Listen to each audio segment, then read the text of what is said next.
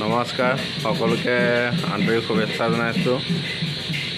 ভিডিঅ'টো দেখি গম পাইছে চাগে আন্ধাৰ, ইমান আন্ধাৰ ৰাতি কি হৈ আছে। এয়া আমাৰ যি ৰেমালৰ ইয়াত বিশেষ প্ৰভাৱ পৰিছে, সেইকাৰণে এতিয়া ইয়াত লাইন কাটি আন্ধাৰ হৈ আছে। এই লাইন কটাৰ মাজতে আপোনালোকক মই এটা বিশেষ ভিডিঅ' দেখাম, আপোনালোকে সকলোৱে চাই থাকক কি ভিডিঅ'। পিছে পেলাই আন্ধাৰ গাড়ীকেইটা গৈ আছে।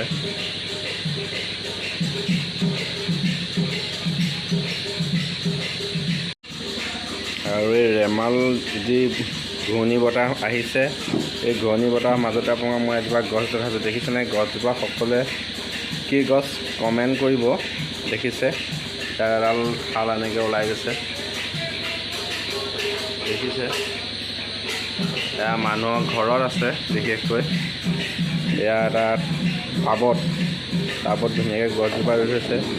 আৰু এইটো এটা কলি ওলাইছে, বিশেষকৈ কলি, দেখিছে?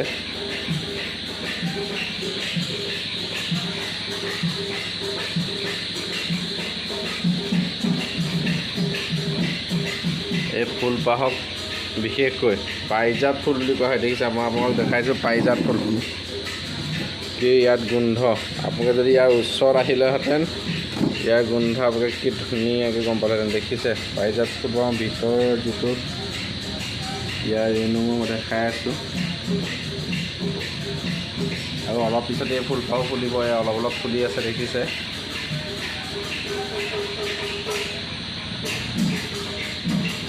ফুলপাহত ধুনীয়া গোন্ধ আছে। আৰু এই গোন্ধত এতিয়া বৰ্তমান গাঁওখনৰ আধা আধি গোটেই মলমলাই আছে, চেণ্টে সুগন্ধিয়ে মলমলাই আছে। এই গছজোপা আজিকালি মানুহৰ ঘৰে ঘৰে দেখা পোৱা যায়।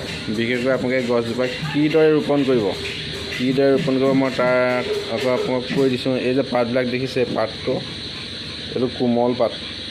এই কোমল পাতটো আপোনালোকে নল'ব।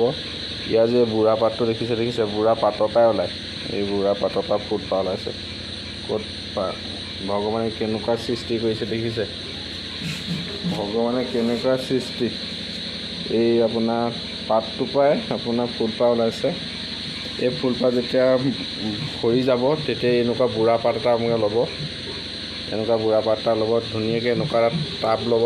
টাবটোত আপোনালোকে চাহপাত, নাৰিকলৰ যিটো আমাৰ নাৰিকলৰ বাকলি গুড়িটো আৰু শুকান গোবৰ এনেকুৱা এটা টাবত দিব। টাবটোত দি ধুনীয়াকৈ কেইদিনমান পানী দি ৰাখিব। আমি পানী দি থোৱা আছে, এতিয়া দি থাকোঁ। পানী দি ইয়াৰ ডাল পাত এটা ধুনীয়াকৈ ৰুই থৈ দিলে এনেকুৱা এজোপা গছ দেখিব। আপোনালোকে চাব মাটিটো যাতে হেৰি হৈ নাযায়, শুকাই নাযায়। দেখিছে? আৰু ফুল আছে, মই আপোনাক দেখাম। আৰু বিবিধ ফুল আছে ইয়াতে। আৰু এজোপা ফুল আছে, এইজোপা দেখিছে? এইজোপাটো আপুনি ৰাতি ফুলে, বগাকৈ ৰাতি ফুলিব, আন্ধাৰতে ফুলিব। আৰু এইজোপা হৈছে পাৰিজাত ফুল, য'ত কৃষ্ণই পাৰিজাত ফুলপাত হেৰিৰ পৰা ইন্দ্ৰপুৰীৰ পৰা হৰণ কৰি আনিছিলে। লক্ষ্মী আৰু তেওঁ যি সত্যভামাক, লক্ষী আৰু সত্যভামাক দিবৰ কাৰণে যি লক্ষী আৰু সত্যভামাক কাজিয়া কৰিছিলে, সেই ফুলপাহেই হৈছে এই পাৰিজাত ফুল।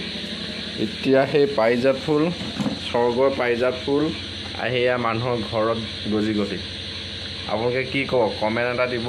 স্বৰ্গৰ পাৰিজাত ফুল আহি এতিয়া মানুহৰ বাৰেণ্ডাত। ইয়াত দেখিছে মানুহৰ বাৰেণ্ডা। মোৰ ঘৰ নহয়, আপোনালোকে নাভাবিব মোৰ ঘৰত আছোঁ, মই বেলেগৰ ঘৰত আছোঁ। ৰাতি এতিয়া বৰষুণ দিলে কাৰণে ইয়াত সোমাই গ'লোঁ। আৰু এই ফুলপাহ ইমান সুগন্ধি, ক'ত গোন্ধাই আছিলে মই এতিয়া চাই পালোঁ। ইয়াত ভিতৰত যিটো হেৰিটো চাওক, আপুনি ক'ব লাগিব। এনেই মানুহে পাৰিজাত ফুল নাম দিয়া নাই। কি সুন্দৰ ফুল, দেখিছে? মোৰ হাতটোতকৈ বহুত ডাঙৰ। মোৰ হাতটো এনেকৈ ল'বলৈ আৰু ফুলিব, আৰু ডাঙৰ হ'ব। দেখিছেনে? ইয়াৰ বেক চাইডটো চাওক, এপাহকৈ ফুলি গৈছে। এই ফুলপাহ কলি, এপাহ কলি আৰু এপাহ ফুল, দেখিছে আপোনালোকে? এয়া আমাৰ গাঁৱৰ ভিনদেউৰ ঘৰত গজিছে, ভিনদেউৰ ঘৰত হৈছে। আৰু গাঁওখনৰ মানে আপোনাক ক'ব লাগিব, আৰু কেইবা ঘৰতো আছে ফুলপাহ। বিশেষকৈ আমাৰ ঘৰত নাই হোৱা। মই ৰুইছোঁ, ফুলা নাই। ফুলিলে আপোনাক দেখাম মোৰ ঘৰৰ ফুলপাহৰ। বিশেষকৈ ফুলপাহ কি সুগন্ধি! এতিয়া এই গোন্ধত মানে মানুহে আপোনাৰ বডি স্প্ৰে লোৱা মানুহেতো দৌৰি আহিব। গতিকে আপোনালোকক মই জনাম যে এই ফুলপাহ আৰু কাৰ কাৰ ঘৰত আছে মোক কমেণ্ট কৰি জনাব আৰু মোৰ ভিডিঅ'টো লাইক কৰি দিব আৰু আপোনালোকে ছাবস্ক্ৰাইব কৰি দিব কেনেকুৱা লাগিছে মোক জনাব। দেখিছে